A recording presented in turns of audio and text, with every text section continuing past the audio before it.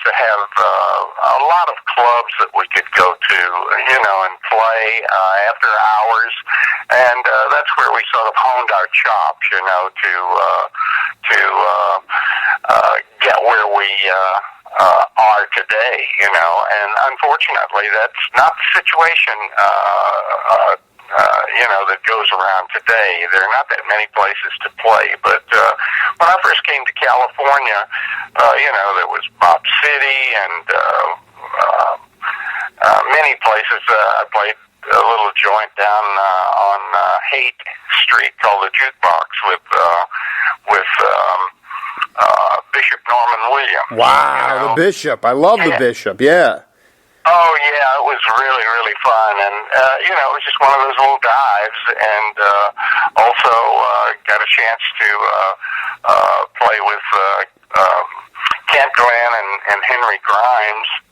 We had a little trio, that was when Henry was in the area, and so it was, like I say, those were times when we honed our chops and we got a chance to play with, different people and hang out at clubs and so forth. So it was a lot of fun. Also, the idea, like, you go to Bop City, and Dick Burke told me this story. I think it was Miles, maybe, when Philly Joe was his drummer. I don't know. It was that band, and he was in Bop City, and at some point he got up there and started playing drums, and the rest of the guys one by one left the stage. They were like, I don't know what this guy's doing. But the point is that these titans that we refer to them now as, because they were, Norman Williams falls into that these elder statesmen were there to make you more secure, saying, no, go with that, feel that, do that. And you could play till 1:30 in the morning and walk out and say, holy shit, I just played with this guy and this. So all of a sudden your confidence is just like, you're beginning to feel like you can express your individual sound. Oh, yeah, yeah. And I only look at that today because I say, when the way things were represented through the industry, even there were opportunities records were being made that with very experimental music, it was being marketed that way. Whereas I see today, where are the Woody Shaw, Blue Mitchell, Lee Morgan, Miles? I mean, you go through any trumpet player, they all had their own sound. All these drummers, you guys really, and I'm not trying to make it. This is not an attempt to critique contemporary music. I know there's great stuff going on, and I know that there's opportunities and hindrances, but it's more about this idea that your generation was extremely eclectic. I mean, I assume you were exploring the burgeoning rock scene along with classical music, and then I'm curious to know the other influences outside of what they call jazz that you were hip to when you were growing up and maybe moving out to California. You just were getting it all in your face. Yeah. Well, we were, as you said, exposed to what is called, I guess, fusion, but jazz rock. Mm. When I played with Shades of Joy, that was sort of a fusion type group at that particular time. Although I don't think it was termed as fusion, but we were exposed to different venues, and that was a lot of fun, playing with that band, and then I did some stuff with Sir Douglas Quintet and other people, that were around at that particular time. So it sort of broadened one's horizons musically, basically. When you made it out to what year did you actually make it out to, and why did you go to the Bay Area? Because like today you have the internet and people are aware of everything going on within, they can find out anything with their fingertips. But before, it was a lot more regional. And you were down in New Orleans, and New Orleans, yeah. And you became, very, very close with Ellis Marsalis, and I can't remember the other cat's name offhand, but you wanted to move out to the Bay Area. How did you find out about, or did you just say, well, I'm going to take a chance and go out there, or did you know that there was this burgeoning fusion scene, if that's what we call it? Yeah, well, the way that came about, actually. I'd worked in, before that, I think I sent you a CD of Mississippi Cookin', and I was on the Mississippi coast with that group, and several other trios, and I arrived, just to bring you up to date on the departure from New Orleans to the Bay Area. We played in Biloxi we had several groups down there, and we worked there for about 3 or 4 years. It was like an oasis, We had so many good musicians there. Ellis would come over every once in a while, and we were able to go to some of the private clubs and play, and that's when I first met Ellis. But when things sort of dried up in the Biloxi area, and I had a chance to go over to New Orleans and play in the Playboy Club. And we were playing in the main lounge there, and one of the owners of the Chez Joy, where Mississippi Cookin' was recorded, came into the club one night. His name was Bubba, Bubba Spencer, and I said, "Hey, Bubba, how you doing? What's going on? Do you have anything happening right now?" And he said, "Well, I've got a franchise on Holiday Inn in Oakland, California." I said, "Oh, really?" I said, "Is it anywhere near San Francisco?" He said, "Right." He said, "Yeah, right across the bridge." I said, "Well, let me get the guys together and see if we can't work something out." And at that particular time, the piano player that worked with us at Chez Joy, Don Ritan, was unavailable. And so just on a lark, I called up Ellis and said, "Hey, Ellis, I got this gig out in Oakland, and would you be willing to go out there?" And he said, "Well, Dolores is pregnant right now. I could probably go out for a couple of months." So basically, that's the way we got the that the is gig. awesome. That is exactly. These are the kinds of stories that. So, did you guys just jump in a car and road trip it out there? And with? Well, yeah.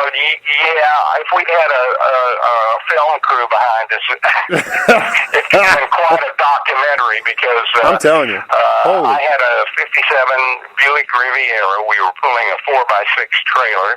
My wife at the time, and Ellis, and myself traveled from New Orleans, and we had a mama cat and 2 kittens and a dog. And by the time we got to California, we had the base in the middle of the, between the seats and Ellis, and by the time we got to California, the base looked like it had a fur coat on it from the cats, running around on it. And anyway, our first stop in Texas, Ellis was not able to stay with us because of the segregation thing. Right. And so they sent out I think it was a sheriff, and he picked up Ellis and took him back then, what we call back of town. And he stayed with this colored lady there. And we went over to pick him up the next morning, and she said, "Y'all come on in and have some apple pie." So he had the best deal of all of us, And so we came in, and she served us some apple pie, and it was the old Ritz Cracker mock apple pie. And I said, "Gosh, this is really good." She said, "Well, there ain't no apples in it." I said, "Oh, really?"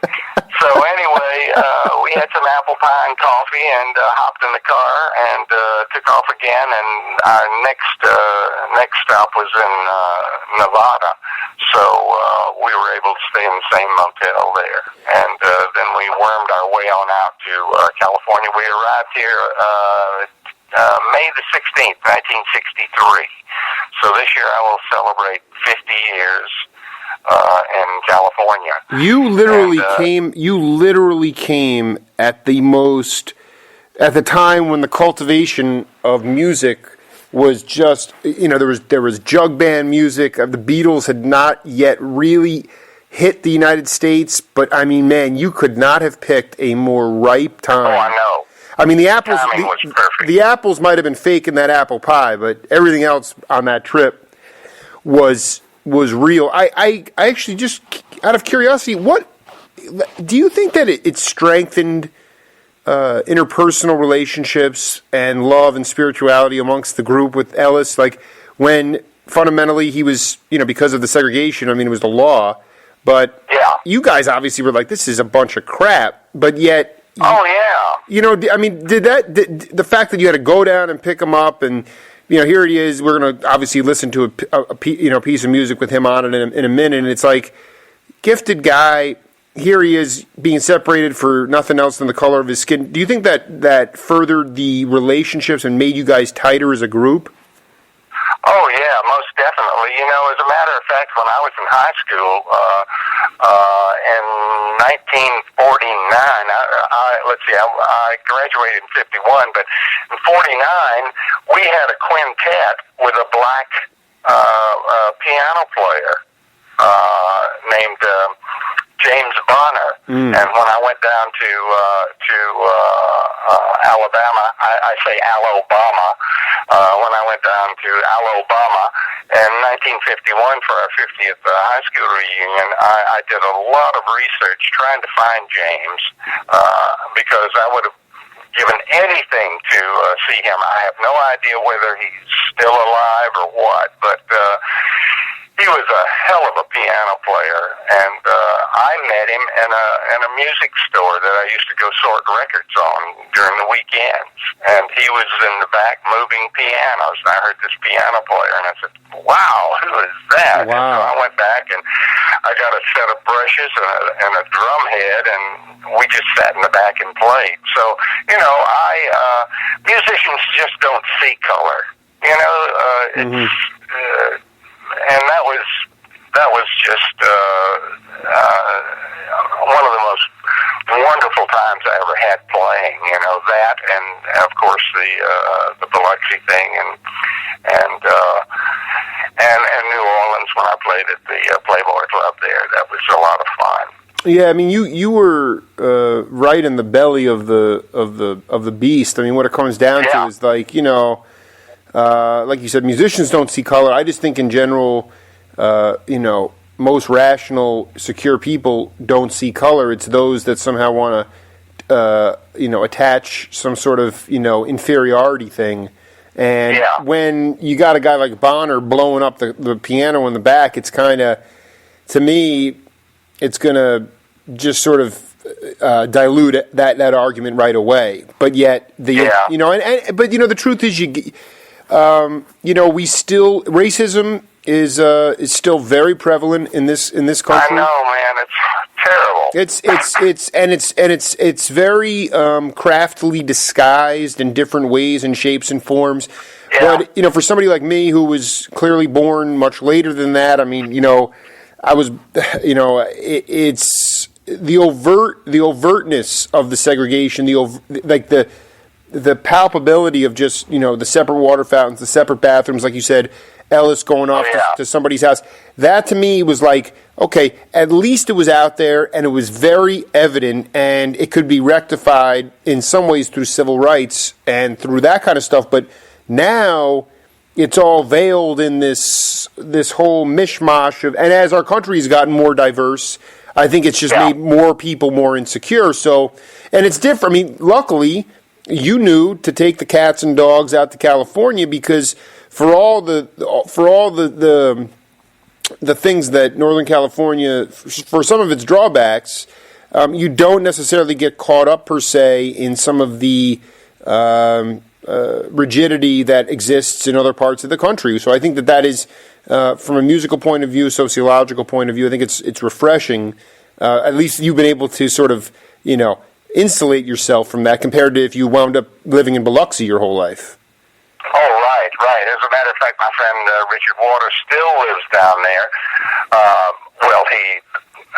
He moved quite a bit, but he lived in California for a number of years and then moved to Hawaii and went through a horrendous divorce, unfortunately, and his high school sweetheart lived in Gulfport, and so she gave him a place to live, and he's making his instruments down there, the waterphone and many other. Well, I'm going to get you can bet. I want to just for the audience here and for the people all over the world that are going to hear this interview. Lee Charlton and I have been, collaborating for a couple months now, gearing up for this interview, and he sent me a bevy of listening material. And I got to tell you, Lee, I got down and dirty into this stuff last week when I knew that we were prepping for this interview, and it blew a lot of this stuff blew my mind. It just I'm glad you enjoyed it. Well, it's in the pocket of time that I love so dearly. A lot of it is, and most of it is completely improvisational and experimental. And as we will see as we go through this interview, it had a profound impact on a lot of really big name bands. My belief is that some of the stuff that we will hear that Waters and Rhode and you and Donlinger were doing actually lent itself to really big name acts, except you might have been the first ones actually doing this kind of stuff. First things first, though, I want to play a piece of music here from this band that included Ellis Marsalis, Lee Charlton, Jim Hayden, Chuck Foster, John Pierce, Sparks, Nevada, August 17th, 1968. We'll come back and talk about it, okay? Okay, fine.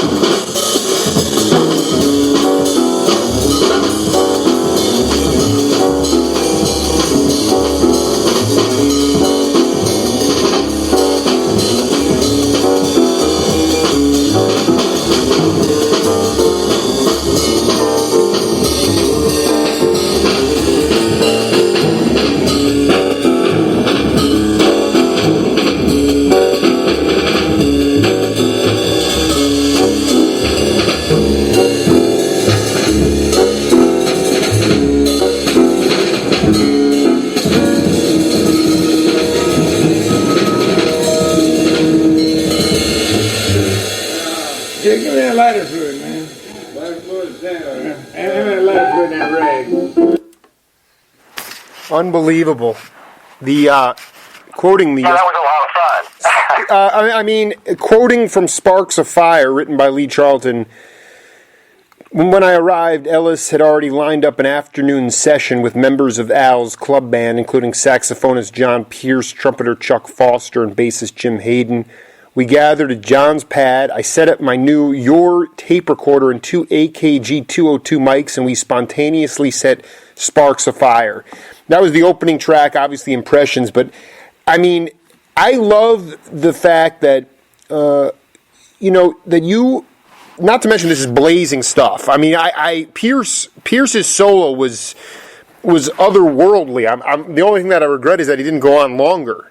But the thing just one thing about him, I think the only recording he ever did was something with George Russell, and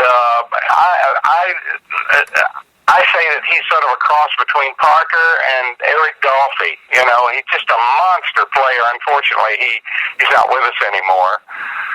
And, I just Jim Hayden, of course, Charlie's brother. I think he taught Charlie how to play, but he's no longer with us, and we dedicated the CD to him. You know, I just find it. I just think you must have been so amped up that to get your recording equipment out.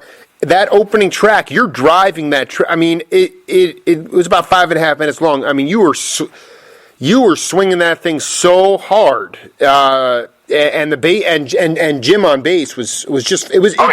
It was to me it's like what it's not a perfect soundboard, but the authenticity and the like I say, I like to break it down between mathematics and love. And it was those were both readily apparent August 17, 1968 in Sparks, Nevada. Yeah, well, sometimes, if the quality is not like it should be in a studio, the music is the most important thing, and my son helped me sort of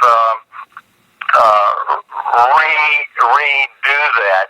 He's a recording engineer, and so he helped me out with the trying to get it up to speed, basically. But it was like it says, afternoon session. That's basically what it was, and that's where most of the good music happens, just on the spur of the moment. When you first came out there with Ellis to the Bay Area in 63, 64, could you talk a little bit about the West, Oakland, but also if you spend any time in West Marin and the kind of afternoon jam sessions that would oftentimes take place? There wasn't a lot of R word. There wasn't a lot of rehearsal. It was a lot of just people getting together and jamming. And I really was hoping you could talk about how that helped foster a brotherhood and a community. Well, when I moved, after the gig was over, we played at the hotel for about a year, and Ellis left after about 2 or 3 months, and I had several other piano players that came in to play, and Al Plank was one, whom I'd been in the Army with. I'd known Al. He was the only person that I really knew out here before I came to California, because we were in basic training in South Carolina at Fort, what was it? Anyway, I forget. But after the gig ended, I ended up moving to Marin County, and I had a little studio there. I've been sort of a recording nut for, 50 or more years, and I used to have sessions practically every day at my, my little studio in Marin County, and God knows how many people came through there, and that did more or less form a brotherhood of people who played around the Bay Area at that particular time. So it was one of those situations where everybody got together, everybody played. When a gig came up, like somebody said, well, let's call Lee or call, so-and-so or so-and-so. Ron McClure was through there, Mike Nock, Bryce Rhode, any number of people. I mean, some people would say, well, is there a place to play? Well, let's go over to Lee. There's always something happening there, and it really was. And that sort of, like I said before, formed the brotherhood that we had at that particular time of all the different players around the Bay Area. Did you ever get a chance? You had your own studio. A lot of people did. There was a guy out there, Walt Dixon. Did you ever know Walt? No, I didn't. What I'm trying to get at is the types of players that because it was such that West Marin area is it's fascinating to look at the history, because obviously we know it's completely changed now.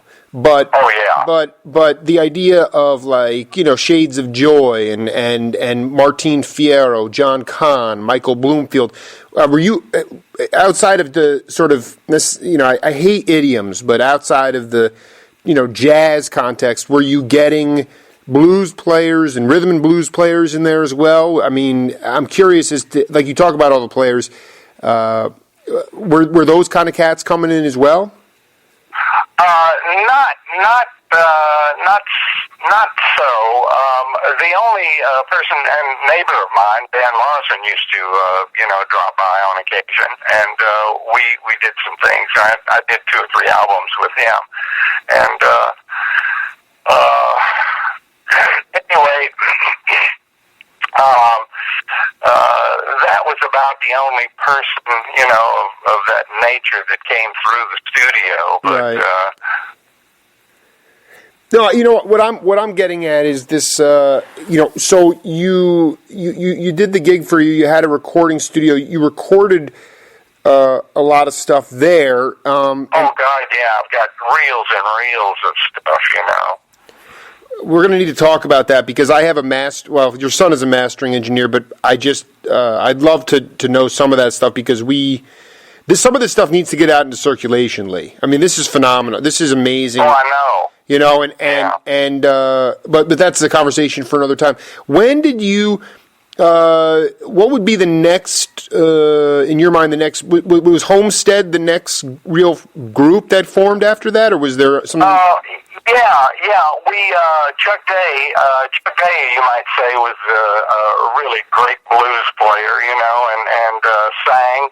And that group we had, Homestead, was just it had a 2 or 3 week lifespan.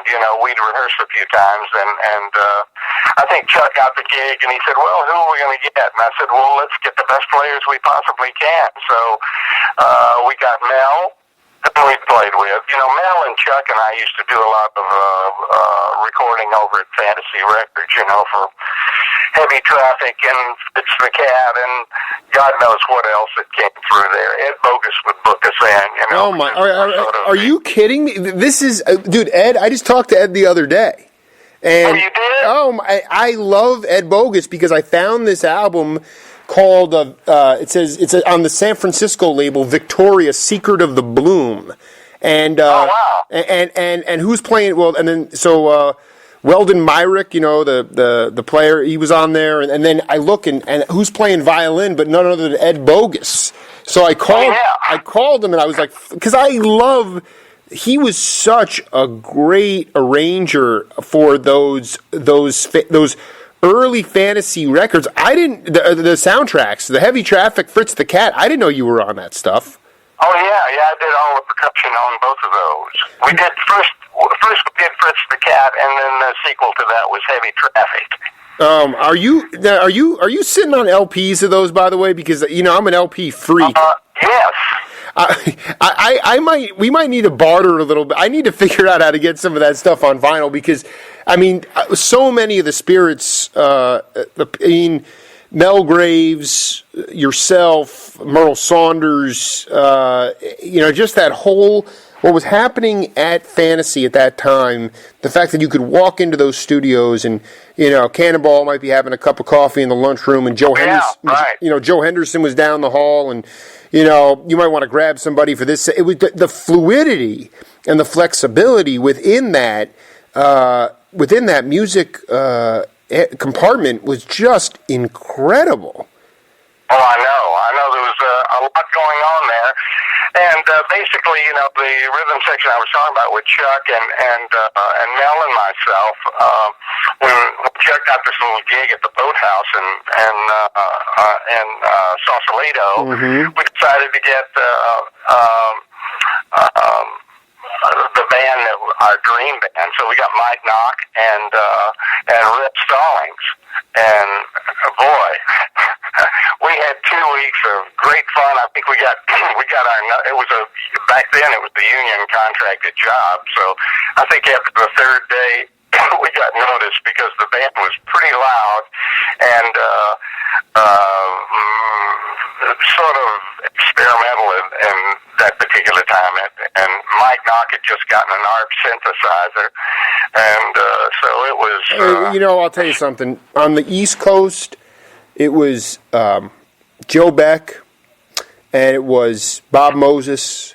And Bob Moses, one of my favorite drummers. Okay, we're talking about in '67. They had a band.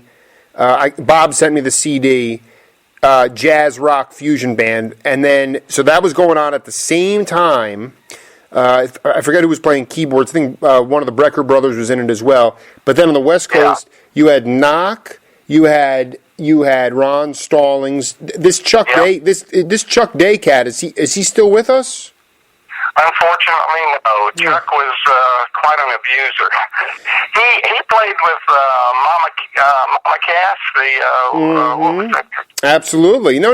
What I'm getting at is, in fact, No. What I want to tell you. I mean, that Boathouse CD is one. I mean, it's hard for me to really figure out between the Gravity Adjusters expansion band, the Afternoon Sparks Fire session, and the Boathouse. I mean, the Boathouse session, just because I have so much love in my heart for this entire group. There's one track where it's a Mike Nock track called Funk Bucket. And, isn't that something? Oh my! And first of all, Ron rips off some ridiculous solo. I mean, he just for 4 minutes just goes off, and then Chuck comes in and counters like an equally amazing 4 or 5 minute solo. I'm not even sure if Mike took a solo on his own tune. So there was like it was really. I mean, like I said, Lee, I've been in hyperdrive listening to this stuff, and I'm just like, it's right in Jake Feinberg's pocket, and it's so. But really, at the end of the day, that band with all its firepower, just the longevity wasn't really there, though. Yeah, right. Then it would have been fun to continue on with that group, but you know, we had a joyous couple of weeks at the Boathouse. We were there 2 to 3 weeks, something like that. I guess what I'm trying. I want to try to get an answer from you here about. So I know Mel Graves. Who was Clyde Flowers? Clyde Flowers was a bass player that worked with Mose and myself. Yes. As a matter of fact, when I first played with Mose in Biloxi, he used to come down around Christmas time, and he was, would visit his family in Tippo, and Bill Bennett, the owner of the Downbeat Club, would always get him, to come down for a weekend. So I played with him first in Biloxi, and then when I came out to the West Coast, started working with him in 1968. Joe Carroll was the bass player at the time, and Joe called me up one night, and Pete Magadini actually was playing drums with him before I got out to the West Coast. And Joe called and said, "Hey, I don't think Pete is in town. You should get on your suit and tie and come into the jazz workshop, because Mose doesn't have a drummer." So I started working with him then, and worked with him for about 20 years. And after Joe Carroll abandoned the bass chair, Bill Douglas came on board, and then Clyde Flowers, and Ron McClure, I got him on board, and then I got Mel, and Mel worked with us for 2 or 3 or 4 or 5 years, something like that, and we played all over the place. We played Jackson Hole and opened up for, I believe it was Lee Morgan.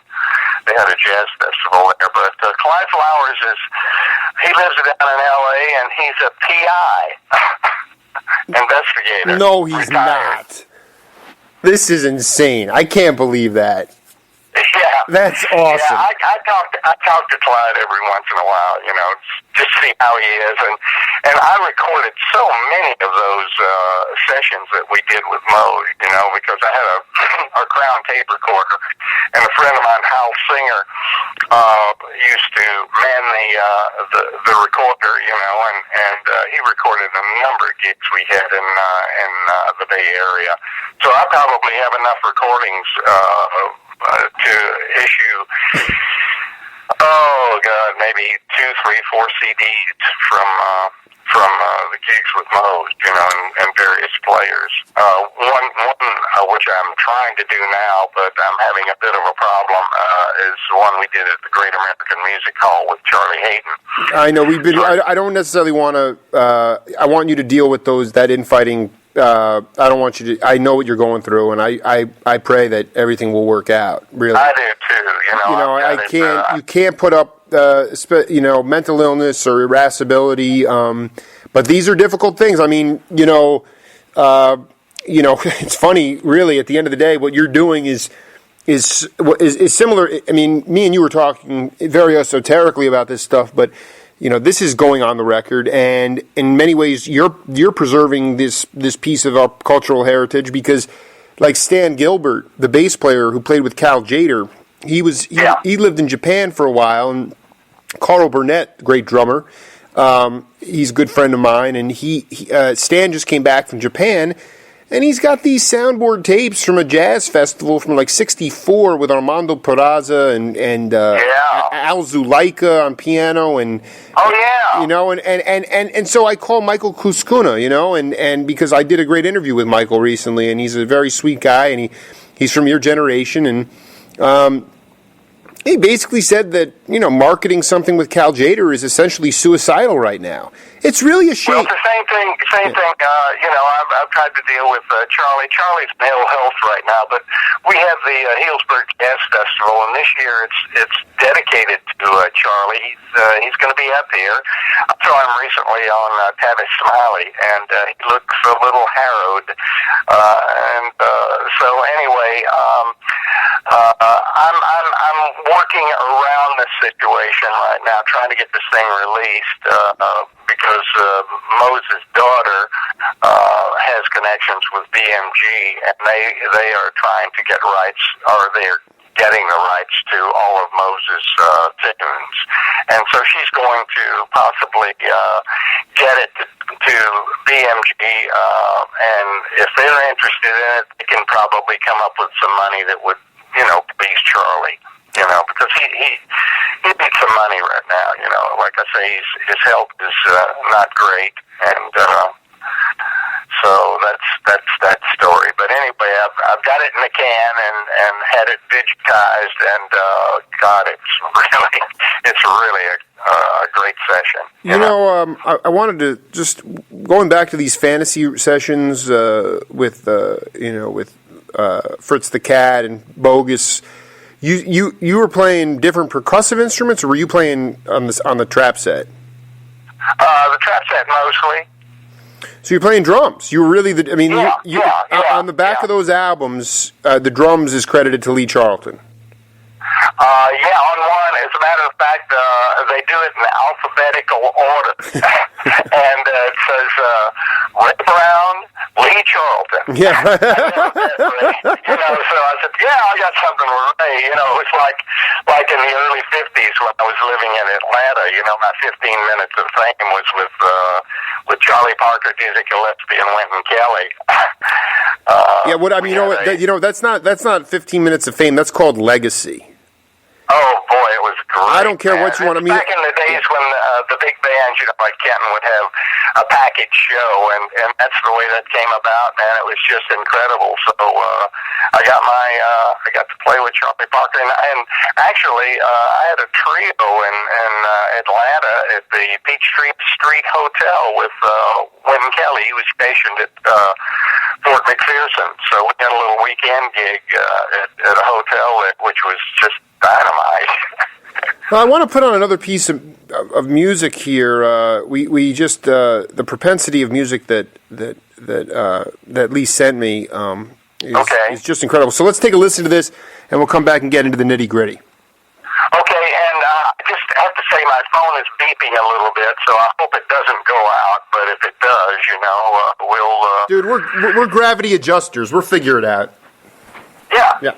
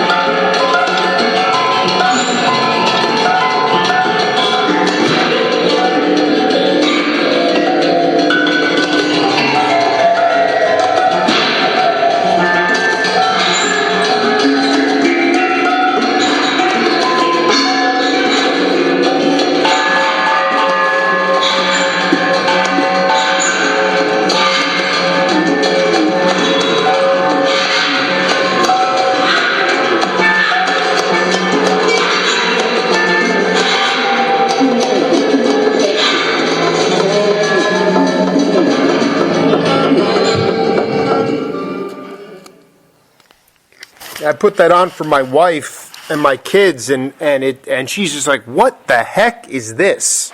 But I got to tell you, it is. That track is called Autumnal Equinox Harvest Dance, and there's everything from meditative music to space, cosmic kind of music. There's really a a propensity for everything, and that was you and Bryce Rhode, Richard Waters, Bruce Cale, David Wheat, Roy Hart, and Wolfgang Meltz. Wolfgang Meltz, yeah. And this was actually originally released on Nocturne Records. I mean, right. I'm just how many pressings were made of this? About 300. As a matter of fact, I have a friend who's a vinyl freak down in. He works for Sony down in L.A. And he put that album and also the Hole in the Sky, which was our second album we did. He put them on eBay, and the two records sold for. I think they sold 2 of one and 2 of Hole in the Sky, and they brought about $400. I mean, this is these. I couldn't believe that this was actually caught as an LP too, which is just incredible. And I was like, they have to be $150, 200 records. It's really I think we did 300 each on Hole in the Sky, 300 of the vinyls. I still have some of the vinyls on both of those, and those are quite rare, very rare, as a matter of fact. diatonic sound generator, bouzouki, pipe drum, space horn, synth, waterphones, mitar, saws, bass violin, horizontal, upright, phoniums, bird calls, microtonal revolving sound generator, gourds, super ball mallets, water gong drums, log drums, springs, keyboards, assorted gourds, princess oil cans, and others. You know, Lee, a lot of people don't have the liner notes to this. I feel somewhat privileged to be able to have, but I just would like you to take my audience through the genesis of the Gravity Adjusters Expanding Minds Band. Well, Richard and I sort of started that band in the late 60s, early 70s. Yes. And it evolved from the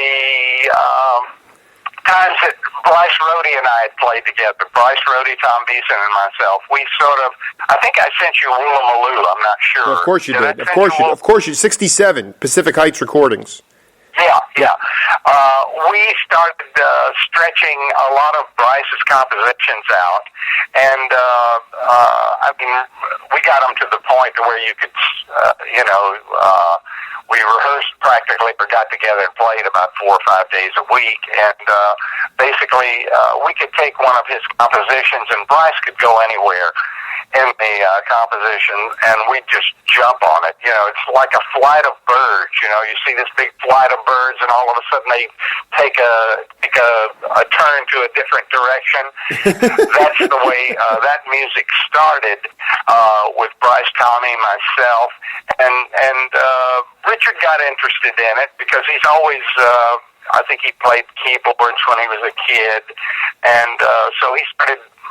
Making these strange instruments, and he used to come over and play with us, and that's basically how the Gravity Adjusters expansion band got together, and it was Bryce, Tommy, myself,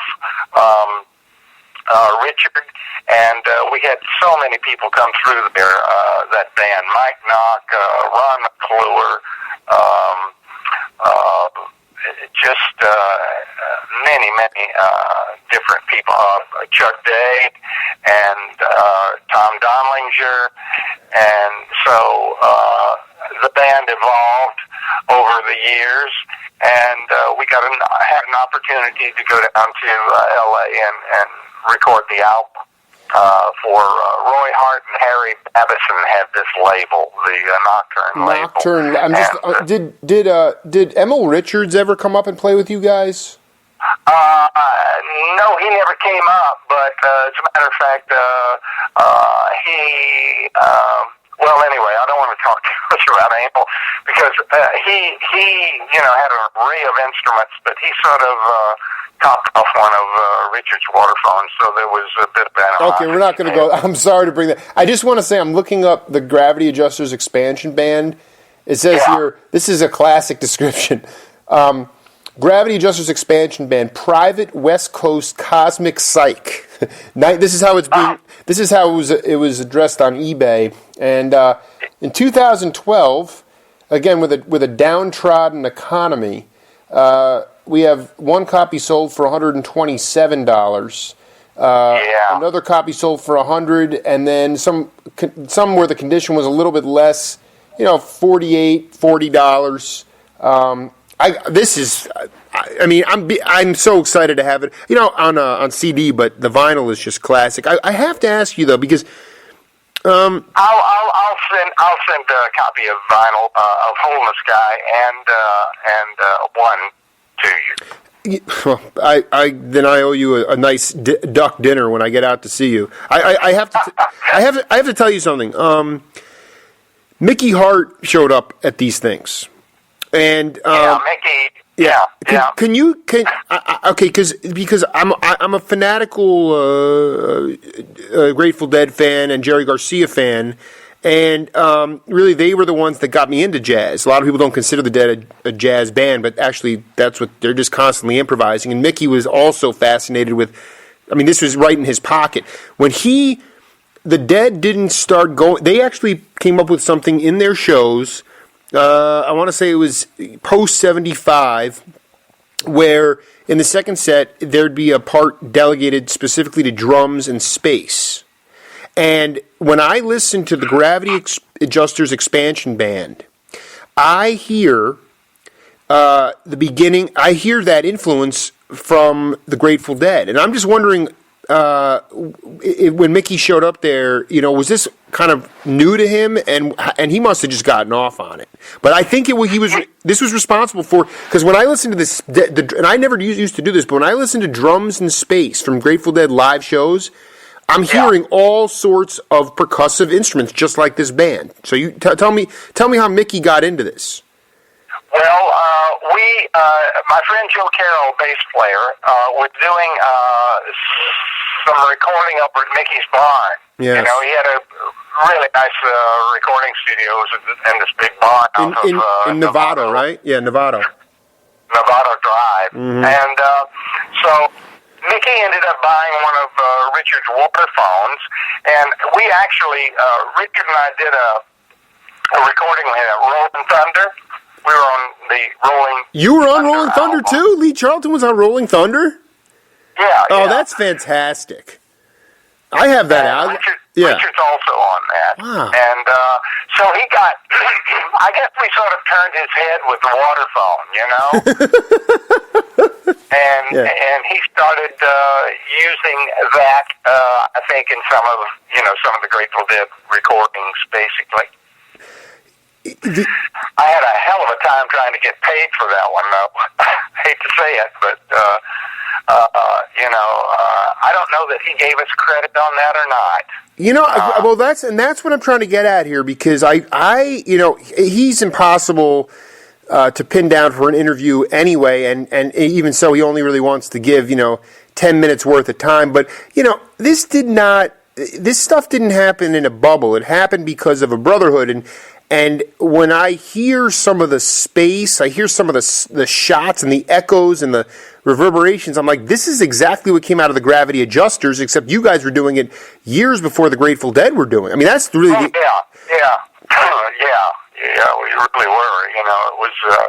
in fact, we encouraged a lot of the members to make their own instruments, So we probably at one point had 30 or 40, different instruments that the people who were, I wouldn't say members, but people who came through the band made different instruments. Like I made a couple of horns. In fact, when I played with the band, I was mostly into horns and strings because the drums were a trap for me, I was too familiar with the drums, Exactly. On the back of this, just for the record, there are just great pictures of all sorts of different instruments, and I can only imagine the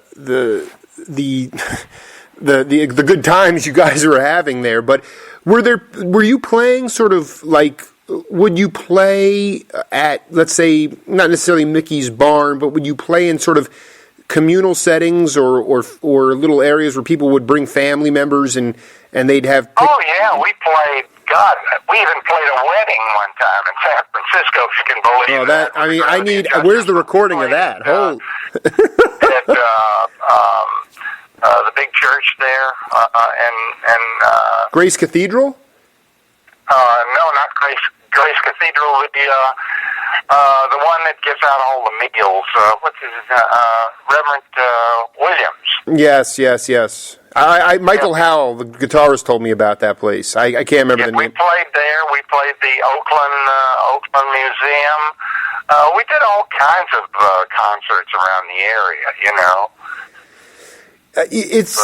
And what I'm trying to get at is that people did not have to be expanding psychedelically or hallucinating to. I mean, granted, you know, for me, I want to be in a certain state of mind. I could listen to this in any state, but there were obviously people there that would come up and were profoundly affected by it, and they were totally sober. Oh yeah. Yeah. I mean, it's just, you know, as we wrap up part one, Lee, because I want to get to more. We have a lot more to get to, and but as we wrap up part one, can you just talk about the significance of rhythm as it relates to improvisational music? Without rhythm, what would music be? It wouldn't. That's the right answer. It just wouldn't, you know, and but like I say, you know, I being a rhythm player, you know, I really that's my forte. But with the gravity, like I said before, you know, I mostly played strings and horns and you know, things of that nature because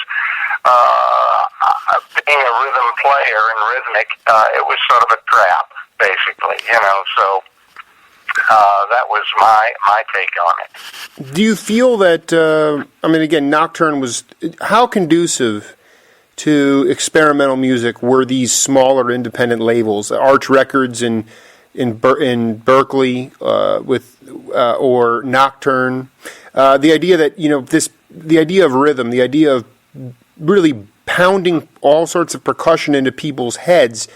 I mean, you had a psychological advisor on this. I think it was Joe Carroll. But how important are these vibrations to people's being able to sort of expand consciousness? Well, I think they're very. I'm trying to hard to answer that one. But, yeah. You know, we just basically went with the flow. You know, and that was the gist of a lot of the freer music, you know. Right. Well, Lee Charlton, we will talk and set up a time for part two. But okay, that sounds good. You know, and this, and I will get those. I'll get the two vinyls off to you. Folks, welcome. All right. Folks, welcome to part two with a drummer that you know, that really an out of sight drummer who I got a lot of questions for. Additionally, this is part two of our interview with another guy who immigrated from the Deep South to the Marin County area when Marin County was a very, very different place. He set up shop there and settled down with a sub pump and a family and a beautiful and a lot of gigs, and never came back to the South. But a lot of stuff went down in New Orleans and in Mississippi. And Lee Charlton, just happy 4th of July, man. Welcome back. Thanks, Jake. Appreciate it. You know, I wanted to ask you something. You said something in the first interview, and I want you to talk about the kind of music you guys are making. And how it even evolved was getting this chance to play with Henry Grimes when he was out in the Bay Area along with Kent Glenn. Yeah. Well, Kent and I were working quite a bit together, and Henry was, you know, living in the area here, and he just happened to join up with us, and we worked. It's been about 45 years, so memory sort of fades on some of those things. But Henry worked with us for quite a while. I would say, you know, a dozen or so gigs maybe, and it was just a joy to play with someone like that, man, because of, the fact that he was so well known in the outside music venues, and I was sort of heading in that direction at that particular time. And but anyway, I remember one particular tune we were playing at one time, and it was a breakneck up tempo, and Henry reached over for the bow, and I said, "Whoa, wait a minute!" And of course, he played it like a violin, man. Wow. Yeah, he was. Man, he went into his bag of tricks. Yeah. No, Lee. Talk more about you were going outside at that time. What do you mean? Talk to the audience about what you meant by outside. Well, I think I sent you some CDs or maybe a vinyl of that group, the Gravity Adjusters Expansion Band. You were more than generous, but what I'm talking about is, putting it in like a consciousness. More free music. Free music. We approached it from a very free style, and at that particular time, back in the '60s, several people were, also taking the music, and I know when I was working a lot with Bryce Rhode, when we first started playing all of his compositions, we'd get together daily for months, and we got to the point to where we could take his music and go with it like a flight of birds. You know how they go in one direction and then all of a sudden they fly in another direction. Well, that's basically what we did with his music, and from that, Richard Waters, who was a friend of course, I've known Richard since Biloxi, and Richard wanted to sort of explore that music also, and that's back in the mid-'60s, I guess, or late '60s. That's when we started the Gravity Adjusters Expansion Band, and we sort of were encouraged to make instruments ourselves and play them and bring them to the gigs, or to the rehearsals, and from that we sort of started exploring all kinds of outside music. I wanted to ask you. I don't think I could ask anyone better. Do you think that? I mean, you played a lot of music with colored people. Do you think? Oh, yeah. What do you think about the term? What do you remember about the term jazz in the sense of, was it known as jazz, JASS, because it was a connotation of you're going down to a burlesque or that kind of place to have some fun, and there was going to be some slide player, piano player, player like that, and then eventually when the music became poetic and marketable, journalists decided to say, they said basically we can't have this word, we have to put some Z's on it, so they made it jazz. Now this is just, and I think that you lived that New Orleans scene, you were in the Gulf Coast, then you went to the Bay Area, but I want your interpretation of that. I'm sure you've heard every rationale, but I would like to hear yours about that word, what it means to you, whether it's an accurate word, riff on that. Yeah, well, I always thought of it as ZZ, jazz, J-A-Z-Z. And I was only in New Orleans a short length of time. I was in Biloxi from 57 until about 62, and then I started working in New Orleans. I'd go over and work the Playboy Lounge there, and I worked with Snooks Eglin. Remember him? Guitar player, blind guitar player. Well, that guy. I was born in '78, so a lot of these guys are way out of the blue. Oh, okay. Yeah. Well, anyway, the club was sort of integrated, being a private club. Right. And I got a chance to play with Snooks, and I think he's since deceased, but when I first started working with, back then it was colored. I don't know, I mean, here we are in 2014, we're talking colored, black, whatever. I hate those terms, man. Yeah. When I was in Atlanta, I had a trio gig with Wynton Kelly, and at a hotel, and he was stationed with the Army band there, and there was at one point when I first got out of service in 1957,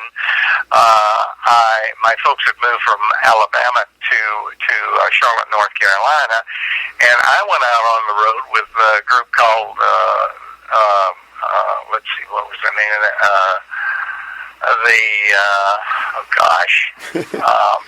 What year was it? It was in 1957. It was an all-black group. I was the only white guy in the band. I was the drummer. Wow. Maurice Williams. Maurice Williams had written that tune called "Little Darling," not Count Basie's, but it was "Little Darling." La da da da da da. So it was like a blues. It was like an R&B band. Yeah. And I went out on the road with them. It was really strange. We had 3 gigs. One in Montgomery, Alabama. The second gig, you could call them one-nighters. The second gig was in Lebanon, Kentucky. Wow. And we played 2 nights there because the night after the first gig happened to be Labor Day, and the guy said, "Are you working tomorrow?" I said, "No." "Well, could you work here?" "Yes." So we worked there, and the third gig was in Milwaukee, Wisconsin. And we traveled in we had a Pontiac station wagon pulling a 4x6 trailer with all the instruments in it. And they took care of me like I was their little mascot, being the only white guy in the band. Right. But no, go back to your why did those labels that we don't like, colored, black, why did they even develop in the first place, and it's just humanity. Damned if I know, man. Yeah, I know. I mean, it's really interesting because I kind of felt in my gut, I thought I kind of knew the reason. I already knew your answer. I don't know how I did, but it's just I've done this enough to know that they're probably nobody knows. It's just I'm curious about and what does that word mean today, as opposed to when you were going outside and when there was so much more experiential learning and opportunities on the street. And I wonder sometimes if and just the balance between the classical idiom and what we call jazz, and why classical music is supported to the hilt and jazz is not. I mean, it's very fascinating, the whole thing. But you live so many different lives. You lived with a lot of committed musicians, man. I was very, very blessed, and going back to the first colored black people I played with, even when I was in high school in I graduated in 1951, but in 1949, we had a black piano player playing with us in our little high school band that we had. Wow. I've got pictures of that, which are just incredible. Wow. His name was James Bonner, and when I went back for my 50th high school reunion to Gadsden, Alabama, before I went, I'd just gotten a cell phone and had plenty of free time to call, and I called every Bonner that I could find in Alabama to see if he was still alive. Wow. Because and he was black as the 8-ball. Yeah, right. Shiny black, Mm-hmm. But, my mom would say, "Well, what's he coming over to the house for to play?" And I said, "Well, Mom, he's a friend of mine." Mm-hmm. And my mother, of course, being an older Southern lady, couldn't quite relate to that. But I met him in Forbes Music Store. I used to sort records, and I heard this guy, heard a piano piano player playing in the back, and I went back there, and it was James. And I told my friends that I was playing with, I said, boy, I met this piano player, you're not going to believe it. And we would rehearse at the USO. Because it was sort of neutral ground. There was an Army base there in Gadsden, outside of Gadsden, and we were able to sort of rehearse there and play. Did you and actually? A few gigs they wouldn't allow us to play. We said, well, if James can't play, we're not going to play. Did you? So it started out with me when I was Right. I was colorblind when I was 15 years old. Yeah, but I mean, it took some guts to, go seek that out, especially, in like places where they want you to conform and you're not feeling that at all, Yeah, well, we'd play, high school proms and stuff like that, and occasionally a gig would come along, but, when people found out, on some of the gigs, when people found out we had a black piano player in the deep South, man, they just couldn't handle it, Right. So talk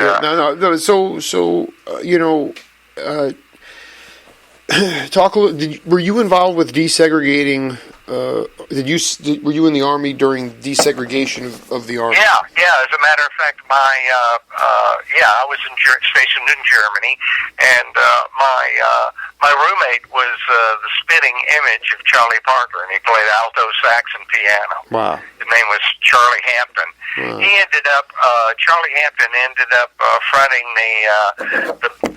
the band at the Howard Theater in Washington, D.C. Oh, I've covered that theater relentlessly. I love that. It was one of the. Yeah, well, if you look Charlie Hampton up on your internet, you'll see him in. We used to call him Bird. Wow, that's so funny. He looks so damn much like, I've got a picture of him in my studio, man, holding his saxophone, and people come in and say, wow, Charlie Parker. I said, no, that's Charlie Hampton. Wow. And when did he leave us? When did he pass? Pardon? He passed away about maybe 12 or 14. It's kind of hard. 14 years ago. Did he stick with music the whole time? Oh yeah. Wow. Like I said, he fronted the orchestra at the Howard Theater and played a lot of gigs around Washington D.C. He was a hell of a piano player too. We're talking to Lee Charlton here. I found a water-stained copy of MGM Shades of Joy, and is that your mug on the cover? Yeah, that's me. That's Lee Charlton. I was like, holy shit! This is. But then I couldn't really figure out. Martine Fierro, with Martine. And when did you? How did you first meet Martine? At the time I was playing. Well, when I first got out here, I think you got my earlier history on that.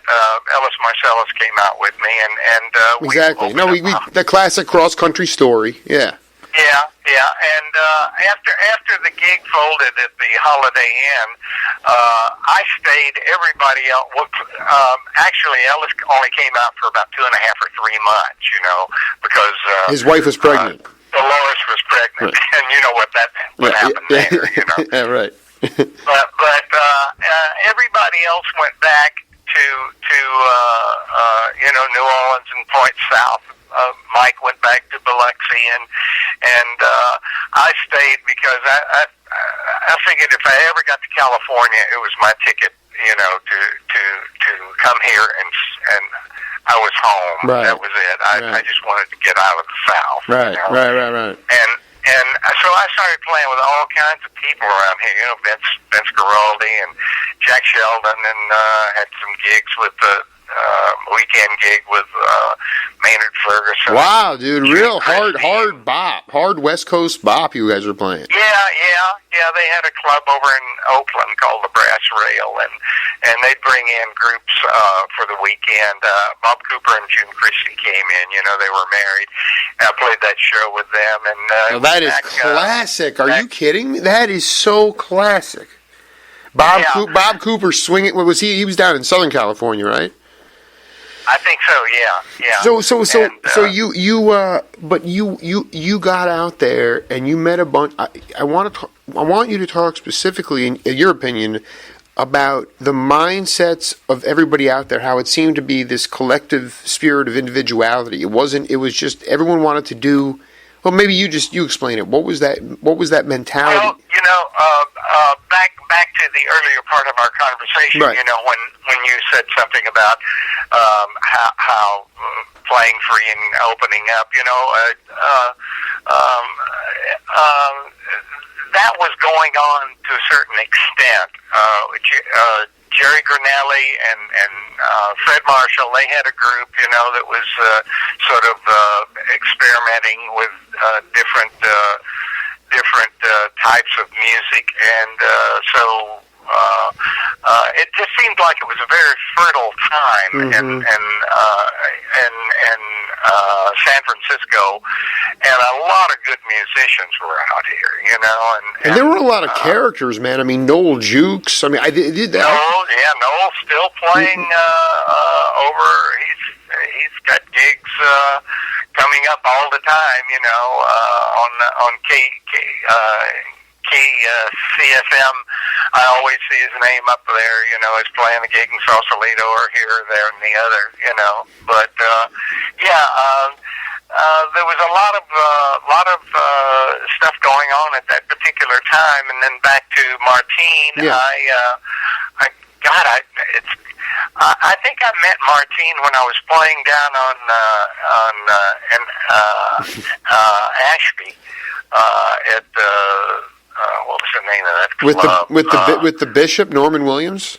William Bishop. This is unbelievable. Martine must have walked in and you guys started jamming. Yeah, yes, and Jim Young, Wahim, as he became known later, was playing the gig. It was Jim, Norman Bishop Williams, myself, and Harley White. Hold on for a second. Hold on 1 second. Hold on.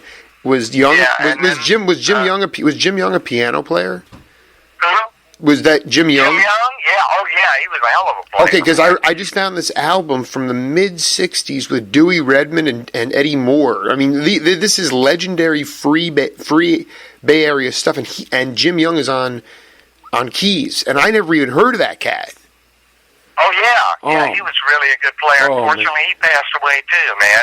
I'm hanging in there. Charlton, this is so legend. I mean, you guys are, this is like the brotherhood of truth, and that's the way I look at it. I mean, this is the way the information gets. But anyway, Shades of Joy. I look at the back. It says you're playing a violin string and a drum. One string violin. One string violin, and I'm like, what was your picture's on the front, but I was expecting to see 3 instruments on the back. No. Actually, I did not play drums on that album. But they put me on the front of it, and why? Because I had joined, the regular drummer had left, and I was playing with them, and I guess I got the gig through Jim, because like I said, Jim and Norman Bishop Williams and myself were playing at the jukebox. That was the name of the joint on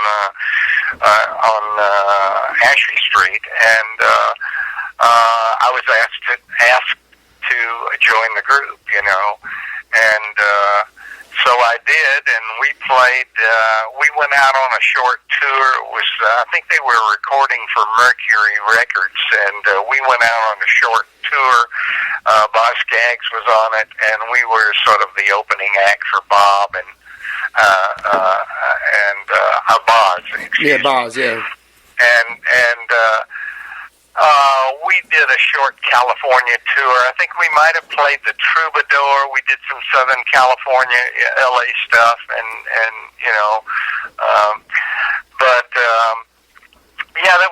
those were some really fun times, and everybody was just, playing with everybody, it was great. Yeah, to me, it's if everybody was playing with everybody, it means that it was just like a much more communal environment, and these, Yeah. you know, and there was a brotherhood and a spirit of brotherhood there, you know, and It really was. yeah. It really was. But so I mean, that's what I'm saying. Like, you know, you're talking about hanging on, and by the way, happy birthday. But it's like, thanks. you know, it's like, you know, it's a testament to you guys that you know, that you took advantage of the. I guess Gregorico said it best. You know, it was just a nest. San Francisco was a nest that just, you know, it was just growing, and it happened to explode in that '60s period. And there was just so much crossover, and obviously there was a lot. Yeah. You know, people. You guys were partying really hard. I mean, there's no doubt there were. Oh yeah, we did that too. You know, we did and that that. too. And that, you know, the whole rock thing was just, you know, Jefferson Airplane, Big Brother, all of those groups were happening, and I mean, there was so much shit going on, man. It was, you know, sort of overlapping. I remember when I was living out in Lagunitas, I got a call from Big Brother. I think their car or something broke down, you know, and they wanted me to take them somewhere. And, you know, I was a really jazzing man, a jazzer, and I said, what the hell are they calling me for? You know? And, of course, I didn't follow through with that, which might have been a mistake. But anyway, Wow, you know. that's good to know. No, I mean, you didn't follow that path. Did you? I just wondered, when you got out to the West Coast, when did you become really? How did you connect and become really tight with Shelly Manne? I was working with Mose, you know, for about 20 years. Right. I started working with him out here, 68 to about 81, 82. And when I first started working with Mose, we worked the whole West Coast. We worked from San Diego to Alaska. And we did a gig in Huntington Beach. It was the Pacific Jazz Festival. And Shelly was playing with...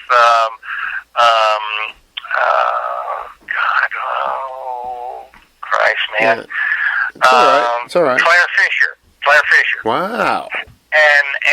And we were on the same bill, and I think I might have mentioned to you maybe in the previous time we talked that a lot of times Mose would sort of get into a section and it would get really sort of outside, and he would start stretching things out, and I'd pick up the waterphone and start bowing it, and Shelly saw it, and he said, Jesus, I mean, after the set, he said, what is that, and how do I get one of those?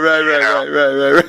And I think I told you earlier when I was a kid, you know, we went over to Atlanta, Bobby Nugent and I, the drummers in the high school band. He and I went to Atlanta and caught Stan Kenton Modern, his big band with modern music, Innovations in Modern Music. Yeah. And Shelly was the drummer, and we got there early in the afternoon, and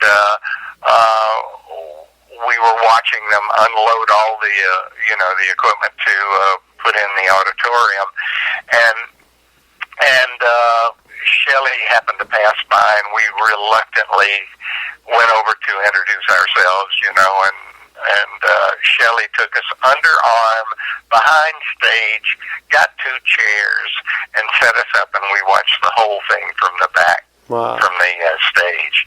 And this was, in a way, sort of a way of, in my professional life, meeting him and a payback on a thank you for, Right. you know. Right. Yeah, Right. for your kindness, you know. Yeah, and also, like, it was reciprocal because he knew you guys were the real deal, and there he is, you know, look, you're blowing him away, you know, that. Yeah, well, he took the waterphone to L.A., and that put the waterphone on the map, man, because Emil Richards and Lalo Schifrin and Dave Grusin and God knows, you know, all of those people, man, like, just wigged out when they heard the sounds coming from the waterphone, and of course, you know, you still hear waterphones and suspense sequences and space movies and so forth, you know, and Shelly was instrumental in getting that whole thing started, you know, and of course getting Richard on the map, you know. Did you play at the Manhole with anybody besides Mose? You know, I didn't. No. You never played at the I Manhole? No, I never played the Manhole, which was really sad. I played Hermosa Beach, you know, the lighthouse with Mose and Vince Guaraldi. Who was the bass player on the Guaraldi gig? Tom Beeson. Unfortunately, Tommy passed away about a little less than a year ago. Yo, and what? Let me seriously. Tell me about Clyde Flowers, man. This guy. Clyde Flowers. He's still. He lives in L.A. I know who I do. He's dodging me, man. He's dodging me. I'm like, oh, really? Have you tried to talk to him? I really want to interview him, man. You know, do you have his number and everything, don't you? No, I have none of it. I had to call the agency because you're private investor. Oh, no. Let me give you his number, man. Oh, man. I got it. You know, yeah. Definitely. Yeah, I talk to Clyde every once in a while. And I'm sure he would love to talk with you. And he is a vast knowledge of information, too. Dude, you guys were on George Marsh, and they're all from that same area, Chicago, and yeah. Well, that to me, because I called the agency and they were like, oh, I'm sure he'd love to do that, but I never heard back from him, and I'm like, I found this, yeah. Like my old uncle said, don't fuck around with the Indians when you can put your arm around the chief. And so, anyway. No, but you know, I got the chief here, and I can give you his telephone number. If you got a pencil? Yeah, absolutely. Dude, hit me up. Okay, it's area code 562 428 0304. I'm going to read it back. I'm going to read it back to you. 562 428 0304. That's correct. And his wife's name is Diane. And he's got some stories. He was a PI for a while, private investigator. Well, no, I called them because he was doing, and I'm like, this is the most incredible. I mean, to him, for him to play those different kinds of roles. I mean, to be just keeping things. You guys must have cooked really hard, man. Did you ever play in a quartet setting, or was it always a trio with Vince? Always a trio. You know, that's right. So it was with and that's what in your ear. How did it come about? I mean, Mose liked to. Was it Mose's call to do the live gigs for records? Yeah, I'm sure it was. Yeah. Mm-hmm. Or he had, I think that was on Atlantic, wasn't it? Was it on Atlantic? You know, I think you're. It's not an easy album to come by. It is on Atlantic, and it's from East Palo Alto. Why can't I remember where it's from? Where was it? Where was the site? Well, it was at Stanford or Palo Alto. Yeah, the club was called In Your Ear. In Your Ear, yes. Yeah. Was it? In fact, I think they have re-released that as a double CD. It's In Your Ear, and it's on CD now. In Your Ear, and what's the other one? One of Moses' other. Are you playing drums on it too? I'm playing on In Your Ear, but not on the other. Yeah, no. I mean, I collect only vinyl, so I found it on vinyl. I saw it the other day on vinyl, but then then I see this thing in Phoenix, and I really begin to start to cook away on Charlton. With Bryce Rhode, another guy. I need his number. I got to call him and do the interview with him. Did I give you his number? Yeah, I'm going to need it again. But what I'm saying is, I'm looking at this record. Mouth Organ Madness. There's Mouth Organ Madness, yeah. Les Thompson or something? I mean, there's like... Oh, boy. Yeah, do you have that? Oh, I do, my friend. I found it for $1.99. I was like, Lee Charlton's coming back to Tucson with me, baby. Yeah, Chiz Harris is on the other side, my brother Chiz. Oh, yeah, he and I were sort of rivals in Atlanta in 1953 and 4. What do you mean? What are you talking about? He's not. Well, we were sort of, we sort of. He's a dear friend of mine, Yeah. But You know, we were competitors. You know, we'd sort of you know, try to outdo each other, so to speak. You know, Right. No, see, but I mean, it was. And you guys had something to say. I mean, I think that's part of it. Like, I'm curious, how much do you, I know you still listen. I mean, you may not go out and see a lot of live music you play, but, you know, what is it about, do you feel like there are drummers out there, younger drummers that you've heard that have something to say, or... Oh, yeah. Talk... I listen. I probably have 2,000 CDs around here, you know, and or more, you know, and I'm still playing. As a matter of fact, I'm working the Healdsburg Hotel this Saturday, and I've got a little gig up in Cloverdale this Sunday, and you know, I'm working 3 to 5 gigs a month, you know, and there's some good little good players around here. You know, George Marsh, of course, is always turning out some good drummers at Sonoma State. No, I love George. He's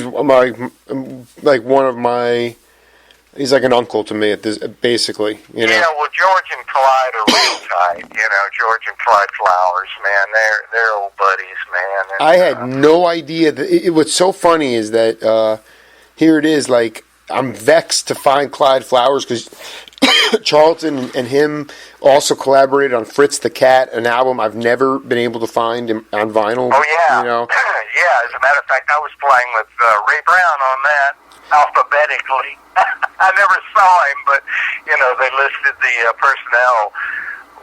What do you, Ray I mean, Brown, like Lee that, Charlton. yeah, no, I mean, the what's amazing to me is,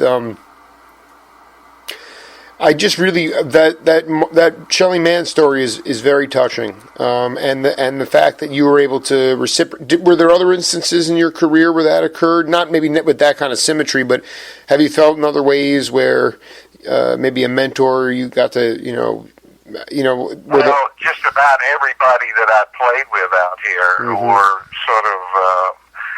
I never realized, you know, I'd have a trio gig at the Triton with Dave Grusin, you know.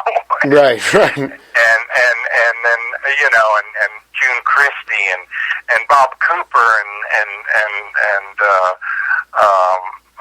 Maynard Ferguson. I mean, those were some of my childhood dreams, man, to play with people like that. Jesus, you know. And my 15 minutes of fame with, you know, Charlie Parker and Dizzy Gillespie and Wynton, you know, and Atlanta in 1954, you know, I mean, God. You know, I was peeing in my pants, man, you know. Oh man, you know, it's a little bit surreal. I mean, and that's the thing. I even played with Kenny Drew, man. When I was in Biloxi, we went over to Panama City, and a buddy of mine, a bass player over there, had a club, and I have no idea how Kenny Drew got there, but we did a little afternoon session over at his club and with Kenny Drew, man. I mean, Christ, man, you know. So, yeah, there you have it. Did you ever cross paths with Terry Gibbs? No. Yeah, no. No, and then I believe I really want the drummer. The vibe. He's a vibe. Terry Gibbs. Yeah, the vibist. No, yeah. Well, his son Gary is a drummer. Gary Gibbs. Gary Gibbs is a drummer. Absolutely, yes. And this, I told you earlier when we chatted that he has an album out with Ron Carter and let's see, I got it here someplace. Ron Carter and Kenny Barron, right? Kenny Barron, yeah, and that's on Wailing Records. And I sent this trio thing, a trio that did with Charlie Hayden and Mose at the Great American Music Hall to Neil Weiss, who owns Wailing Records, and hopefully he will be able to deal with Charlie Hayden so we can get this thing released, because it's really, really good. Really good. I mean, to me, it's just like, I mean, I'm not a rocket scientist, but I just feel like it's being held up because Charlie Hayden wants it to be held up. I mean, since when did he ever care about that kind of money? That's just ridiculous. Well, you do know, I guess, do you know that Charlie's been quite ill? You know, I mean, I love that guy.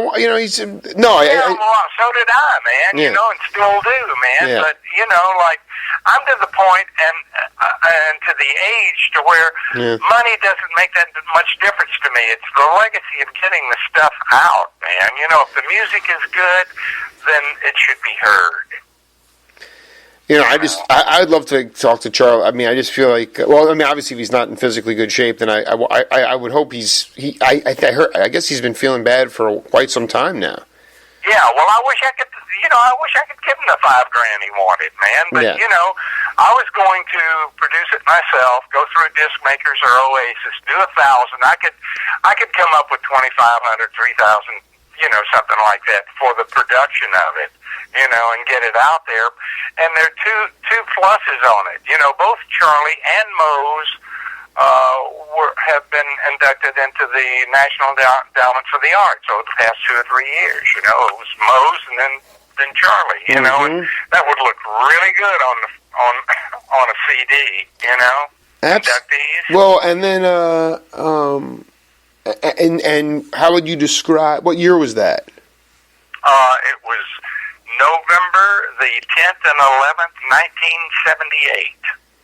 Back when we had chops. Boy, that was the year I was born. Charlie sounded like he was playing the bass like a guitar, man. He was strumming it and doing all kinds of shit, you know. Yeah, no, I'm actually just kind of, you know, getting a little. I tend to go to the more obscure cats, so I just sort of. I'm beginning to sort of recognize Hayden. I haven't gotten to him yet, and you know, Lee, I've continued my pursuit across all musical spectrums, just getting to, you know, ascending to higher and higher cats, but just in name value only. All you guys are swingers, you know, and everybody from Marsh to you. I mean, you guys were such huge contributors, and I think it's in some ways now. There's a supply and demand problem. You have all these players, and there's just no place to put them. You know, I know. Recently, I was talking with Ron McClure, dear friend in New York, man, and Ron, you know, he said the scene there is ridiculous, man, and he used to work all the time, and he goes out occasionally with Richie Byrack and Billy Hart. You know, they'll do something, and but the last time they went out, which was about a year ago, man, he said that, you know, Richie got so fucked up, man, it was embarrassing. You know, they played in, and don't quote me on this. No. Yeah, but you know, they were in Copenhagen or something, and Richie just got really outrageous, you know, on, I don't know whether he was drinking or what he was doing, but whatever it was.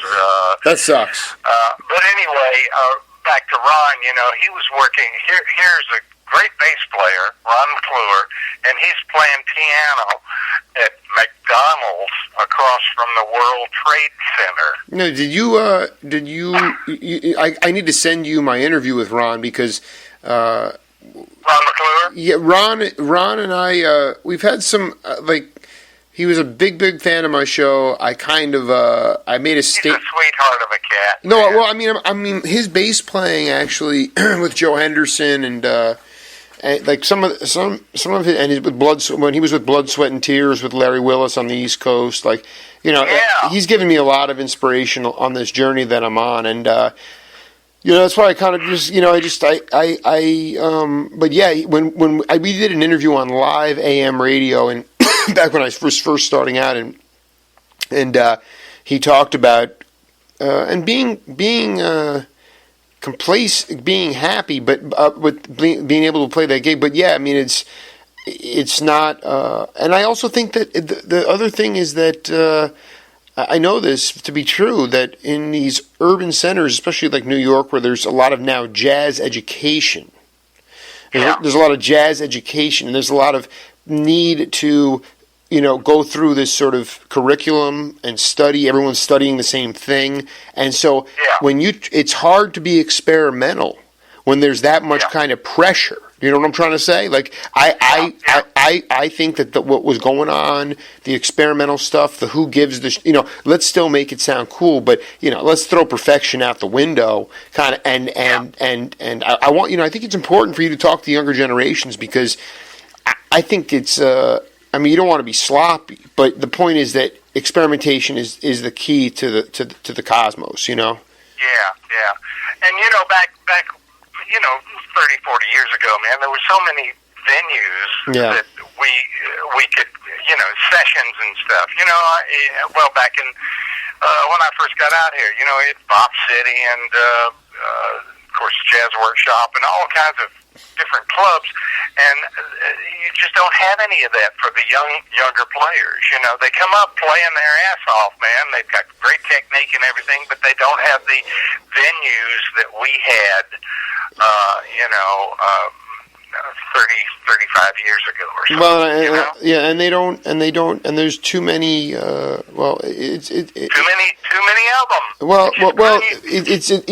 I wanted to ask you, because I'm not in. It's not an industry. It was an industry. The music industry was an industry for quite some time, and now it's a business. And it's getting it's an ever increasingly smaller business, I wanted to ask you about two cats that have left us since we last talked, and I wanted you to have your say on them. One was Dick Burke. Dick Burke, I got to know Dick fairly well, but he was another really very neat guy, man. I think he was living in Portland. Was that true? That's correct. He was up there, and he was still swinging, man. He was learning. He was actually he was playing with one arm, with one hand for a while. Oh wow. Yeah, no, just swinging. But that guy. You remember? He at Jimbo's Bob City. He and Eddie Henderson were jumping up, looking through the window to see Sonny Stitt. But I know he played with Cal and for a while, and he would. What about the other cat is Richard? Richard Waters is. Oh man, that's oddly you should mention that. Tomorrow was the day he passed away a year ago, July the 4th. Are you serious? Yes, I'm serious. God bless you, brother. Yeah. God bless Richard Waters too. Yeah, I'm going to call his mate down there tomorrow. Yeah. Scotty, just to say, thinking of you, dear. That's right. But yeah, it happened 2 days after my birthday.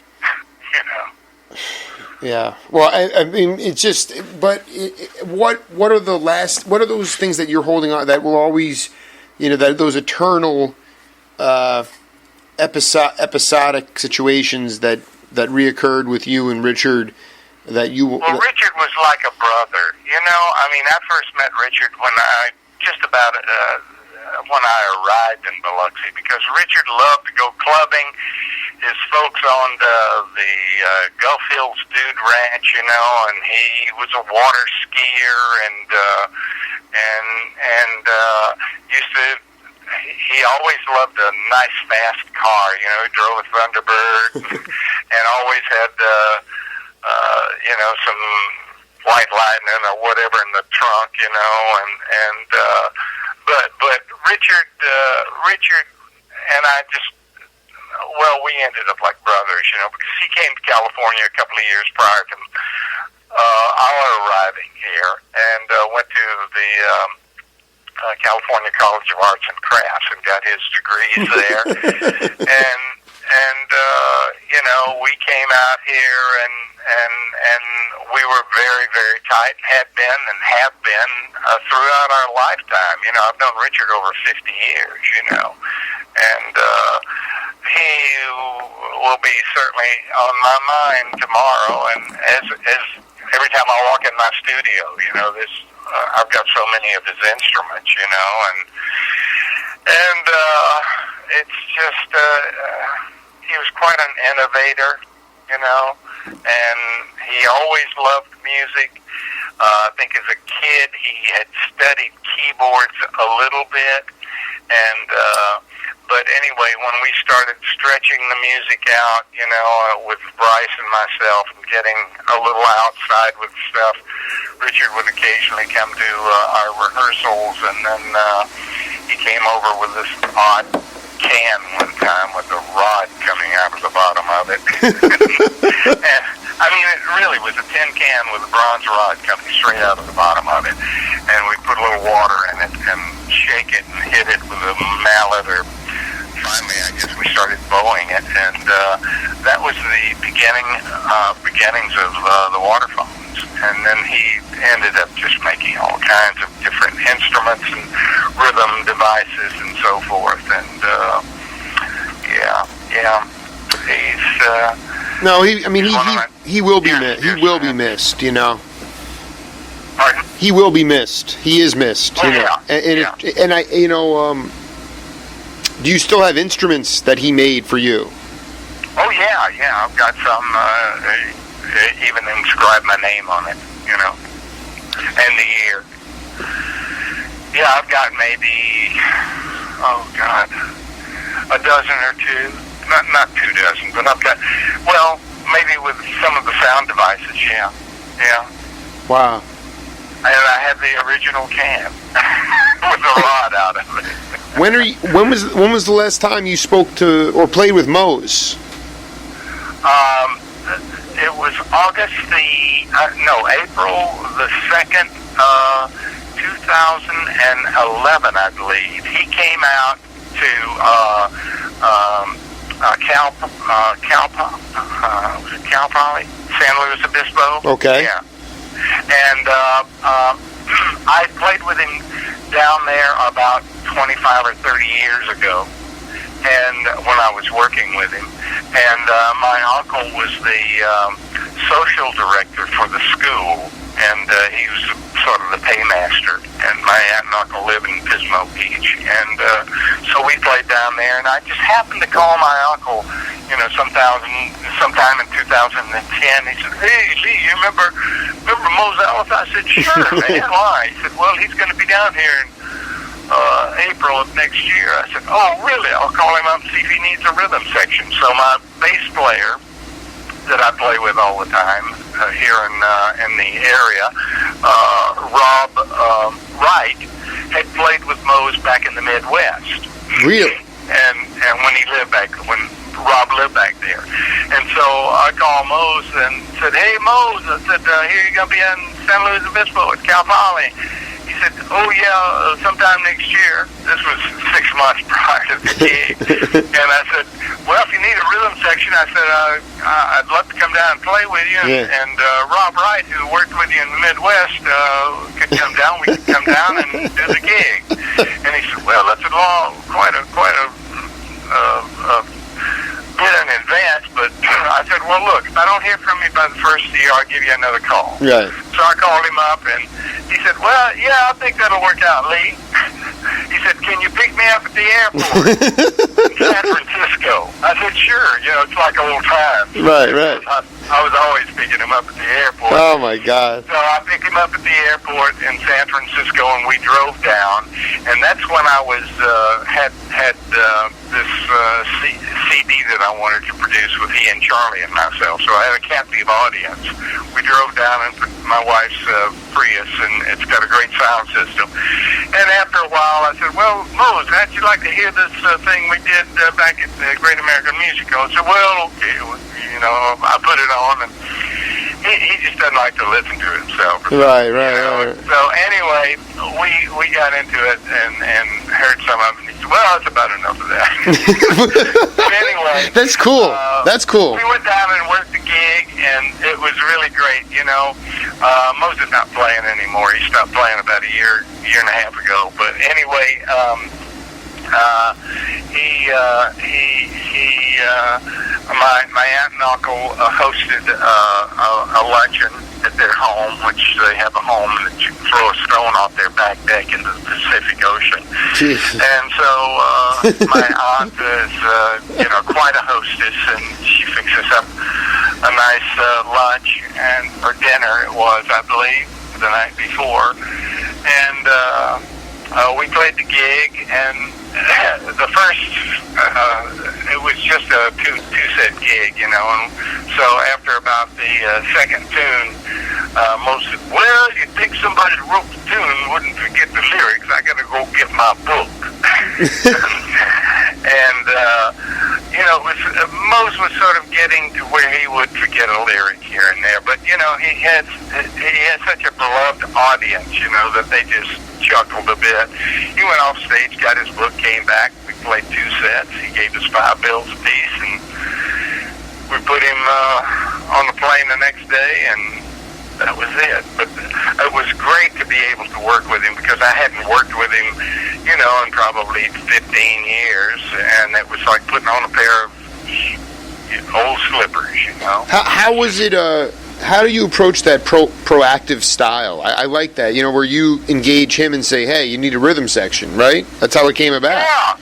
Yeah, well, I was real close with Mose. When I first started working with him and I was living in Marin County, he'd stay with us, I'd just say, you don't have to get a motel. Just stay with us. Oh, that's so cool. That is so good, I had a little studio, and he'd come down and play with Richard. Would come over. Richard Waters would come over and bring some of his shit. And I got him, I think, and I record everything under the sun, and I think I recorded someplace out in my archives back in the studio. I've got some tapes where Mose was playing trumpet.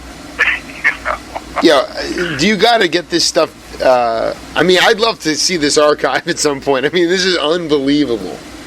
Oh yeah, I got so much shit there. I got some stuff with Van Morrison playing alto sax. Oh yeah, no, Van always considered himself a session player.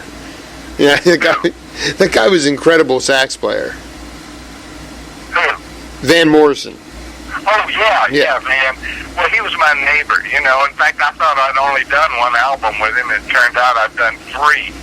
He released 2 others because he had a studio when I lived in Fairfax. He had a studio there at his home, and we'd go up there occasionally and cut a track of this and that and the other. And he just went through his archives and released a couple of things. I think on that. I forget what's the name of that double album he did, whatever it was. Anyway. Wait, what years? What years you recorded with Van? What years were those? What year? Yeah. Jesus, I can't come up with the exact year, but it was probably sometime in the 60s. I did St. Dominic's. St. Dominic's preview. You were the drummer on that? Well, I did 2 tracks on it, I think. Yeah, what's frustrating is I don't know if they list the accompanist on the record. Well, I'm listed on it. So I know that part. Let's see, that double album that he did. Oh God, what was the name of that one? Anyway, I did 1 track on that one, and there was another one. I looked at, Patricia, my wife, was looking up some of the stuff online. She just happened to run across. She said, well, wait a minute. I didn't know you did this. I said, I didn't know I did it either. So, but you were, how did you get the heads up that you just found out on the internet that these CDs have been re-released? Well, the Jim Stern, who was the engineer for the second one that I was on, called me one day and said, "Oh, by the way, Lee, you're on an album that just came out of Vans." I said, "Oh, really?" And, that's always a good feel. What does that feel like? That must feel so good. Oh, it was great. Yeah. It's something for the resume. This is legacy, baby. It's legacy, baby. It's legacy. Legacy. As a matter of fact, Van was out. His daughter still lives in the area. And she does a few gigs around, the Bay Area here. And my neighbor, who's a bass player, and has a little group. I ran across him on the street just the other day, and he said, "Oh, by the way, Sheena Morrison was did a gig up blah blah blah, and Van was there." I said, "Jesus, I wish I'd known, man. I'd hit him up for some money." I don't think I got paid for that one. Couple of those sessions. Yeah, right. And now, Yeah. Oh man, that's good stuff. So let me ask you about a couple cats about whether, number one, you mentioned Jim Stern. Do you think Stern would be up for an interview? Probably would. Yeah, because that would be interesting. Because he was a big. He was over at Fantasy, right? Was he over? He was over at Fantasy for a while too. Oh yeah. Were you very close? He is now a physical therapist in Petaluma, and wow. Let me see if I've got. I know I've got his number. I just don't know whether it's in this book or not. Well, don't because that dude, I want to talk to him about. Were you very close with Saul Zantz, or did you know Saul? No, I met him when I first started recording a couple of things with Zantz. He had a little studio down on Treat Street, and I casually met him, but no, I don't know him. No, Vince was the conduit there. So yeah, okay. And were you? Yeah. You played some of the Charlie Brown records. I did. And Vince didn't give me credit for it, but I did Live at the El Matador with Bolicete. No. And the Grace Cathedral. No, you're credited. You're definitely credited on Grace Cathedral. Yeah. But not and, live. A couple of other things that. What did you like to? Was it fun to play with Bolicete?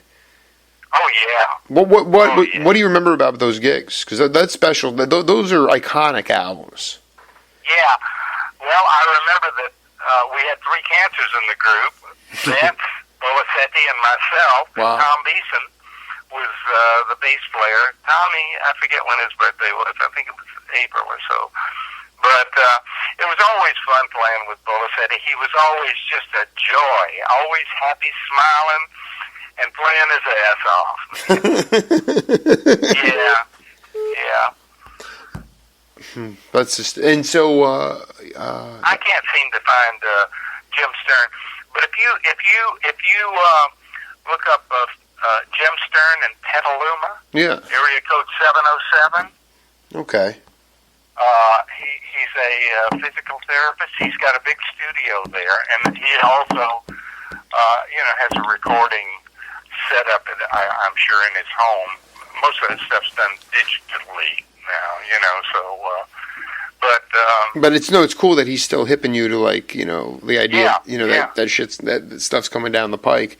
We did a lot of stuff over at Fantasy, man, with Mel Graves and Chuck Day and myself. We were sort of at one point the rhythm section over there. We did Fritz the Cat and Heavy Traffic and stuff for quartets and quintets, laid down rhythm tracks and stuff like that. Well, which ones were you on? Well, like I say, it's been 40 so years. Right. But I mean, what are some albums from that early 70s period or 60s period that you played on, but they didn't give you credit for it? Well, besides I can't exactly call some of the ones that I did with Vince, but I know he didn't give us credit on. We didn't get credit on. Tommy nor myself got credit on Live at the El Matador. Live at the okay. This is important for history. Live at the El Matador. Okay, that's fine. It's fair. Yeah, definitely did that. In fact, I've got pictures of that. Of us on stage. Right. Basically with the mics, but and I think there were some of the children's choir things that we didn't get credit for, but I'm not. I'm really not quite sure which ones exactly. I don't want you to go too far out on a limb here. I don't want. You're doing fine. You're doing fine. I mean, the truth is that did you ever go on to the? You mentioned it in the first interview now, and I could never. It was a blues band out of the Bay Area in the late '60s that you were with for a while. Not Shades of Joy, but it was. You did some work with them, and I can never remember the name. What band I went out with? Yeah. You were with them for a minute. Well, is it Shades of Joy? No, it was. Maybe it'll come to me. Chris Ducey. What was Chris? No, it wasn't Ducey. Chris Ducey. No, it was all. I can only remember all the records were on Mercury. It was something blues band. Something blues band. I can never remember the name. Not me either. Yeah. And you mentioned it in the first interview, and I can't remember it now. I did? No. Wow. Well, send me an email. No. Sir Douglas. Oh, Sir Douglas Quintet. Sir Douglas. No, we were on tour with Sir Douglas and Shades of Joy and Boz Scaggs. That was that Mercury tour that we went out on. I love it. I recorded you some of my strange instruments on one of Sir Douglas Quintet albums. What album was that? I can't come up with a name. We'll get it. No, I'm pushing you pretty hard. What do you have any contact with any of the cats from Shades of Joy? Well, Martine died. Right. So did Jim Young, and Eddie Adams. I have no idea where he might be, or what might have happened to him. Chuck Days left us.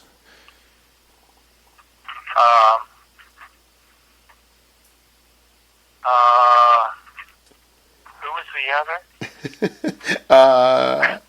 Chuck Day. Oh, Chuck Day. Chuck Day's gone. Chuck Day was part of our Gravity Adjusters. Chuck Day, Tom Donlinger, Richard, and myself. It's the greatest band of all time. And I'm the only one left. It's my favorite band. It's my favorite. Bryce did our first album with us. One, the album called One. That's the most. Did I send you a CD of that? Of One? I would love to get. Anything you would be. I mean, I'll take anything I can get my hand. Anything from the Gravity Adjusters expansion band, I'll take. Okay, well, I'll shoot you my address. I'll give you my address. Yeah, I'll email it to you. Do that. Yeah. Because I've got a ton of those CDs, man, and Listen, Lee. I'm going back on the. I've been doing work for NPR for the last year or so. I interviewed guys like everyone from Dave Holland to Charlie Daniels. It was like going from Vassar Clemens to Miles Davis. Just trying to cover all music, just the way you But I got a call from my old boss, so I'm going back on live radio at 12:10 a.m. When I get back every Saturday noon to 2. So NPR? I'm going to be on noon to 2. Got a new 2-hour show. It's going to be a very intense show. Very intense. On NPR, right? This is 12:10 a.m. 12:10 a.m. In Tucson. In Tucson. Oh, okay. Yeah. Can you shoot me all that information? Of course. Yeah, no. Before I let you go, do you think that would Mose be up for an interview? I kind of doubt it. I know. No, I know that his personality, the way you describe it, sounds like it's just like whatever. It's not that big a deal to him. Right. He's done tons of interviews and stuff. And right now, when I call and talk with Audrey, I might get him on the phone for a minute and a half, and that's about it. Right on. He's not playing. As a matter of fact, Audrey said he He hardly ever goes over to the piano. He's in Hilton Head. They live in Hilton Head. Yeah, I mean, no, it's he's doing it. He's doing his thing. It's all good. If there's anybody, Rich Ducey, any of these cats, anyone that any of these unsung cats that are still around from the Marin days, or even you talk to Ellis Marsalis at all? Oh yeah, I talked to Ellis. Have you interviewed him? I would love to interview Ellis. Well, shall I? You want to connect us? Shall I chat with him and see if that's okay, and then give you his number? Why don't you chat with him and then you let me know? Okay, I'll do that. All right. I'll give him your website and all that. By the way, were you dealing with my website, Lee Charlton at Comcast.net? I hope. Of course. My email address. You have a Comcast address? Yes, because we're discontinuing the Earthlink address. Yeah, no, because you know what happened? I'm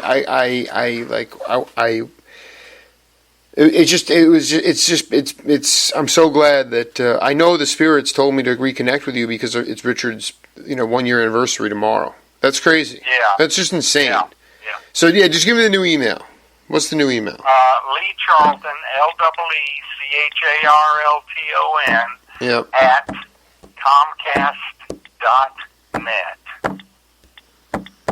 No, I'll send along my my address and stuff because what I was trying to get at with the new show is that I'll be doing some musical interludes, and I would love to do segments of one or even the first album. There's a first album, right? Or there's another album. One is the first album. The second album we did was Hole in the Sky. Hole in the Sky. That one blew my mind almost as much as one. One is one of my. It's incredible stuff. Well, now you got both of those. Is this correct? No, I'm going to send you my address, and if you can send them along, I'll give them some airplay down here. Okay. Now, one is CD. Yeah. And Hole in the Sky is vinyl. Well, if you don't want to part with the vinyl, I can part with the vinyl, but I thought I sent you a vinyl, but I'm not sure whether I sent you a vinyl of one or Hole in the Sky. And I thought perhaps that I might have sent you the CD, which was taken from one with one added extra track. So, are you still in Arizona? I'm still in Tucson. Yeah, still in Tucson. So I mean, you listen. If the CDs would be of one or whatever you have to. Don't go out of your way. Just send me some, and send me some. I have all the stuff you sent me was like this amazing stuff from the late '60s with Bryce Rhode, and then this live session from Nevada with this guy Jim Ellis, and Jim Pierce, I think, is on there. Yeah, John Pierce. John Pierce is just the most smoking. Charlie's brother. Just the most smoking, ridiculous, ridiculous, smoking hot. That was so ridiculously hot, and so that's the stuff I have. But the others, all I'm saying is, Lee, I want to expand people. I want to, I know what you guys were getting at, for yourselves, but it was a collective consciousness, and I want to be able to at least get that in people's ears. It's important, Well, I'd like to get it out before, Absolutely. No, there's an urgency here. I feel with you and Marsh especially, there's an urgency, and you guys are just class acts. And Lee, I'll let you go, but I just wanted to say thank you for part 2. We'll continue the conversation, and we'll be in touch over email. It was really an honor to talk to you again. Okay, that's great. And one last question. Go ahead. You mentioned something about Bryce. Did I send you Woolloomooloo? Is that the one I sent you? That was one of them. Then you sent me one about it's this picture of an open field with a tree. And it's like a beautiful, beautiful. Wallamaloo is awesome. And but I'll tell you, I still can't stop listening. I only listen to your side of Mouth Organ Madness. That's the only side. Well, the other side's good too. It's got Jimmy Weibel on it, and my dear friend Chiz, who's no longer with us. Chiz Harris. He played with.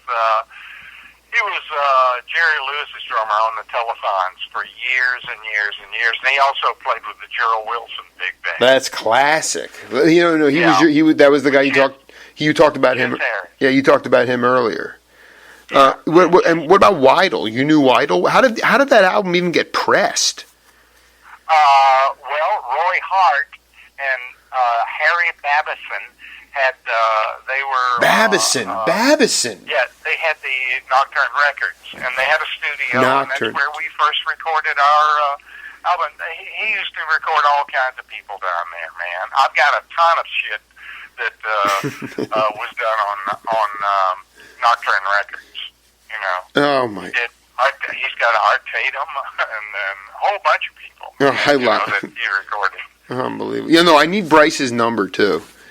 Okay, I'll give it to you. It's area code 415. Yep. 435. Yep. 2860. 415. And I'll talk with Ellis, and if it's okay, which I'm sure it will be possibly, I'll get back to you with his number, and you could give him a call and do an interview with him. That would be just marvelous and interesting. And I'll also mention to Bryce after we get off here that you might be giving him. Tell him to expect a call. Tell him it'll be an honor to talk to him. Okay, I'll do it. All right, Lee. Much love to you, man. Happy birthday, brother, and happy 4th of July. You too. All right. We'll chat again soon. Talk again, brother. Okay, bye. Take care, brother.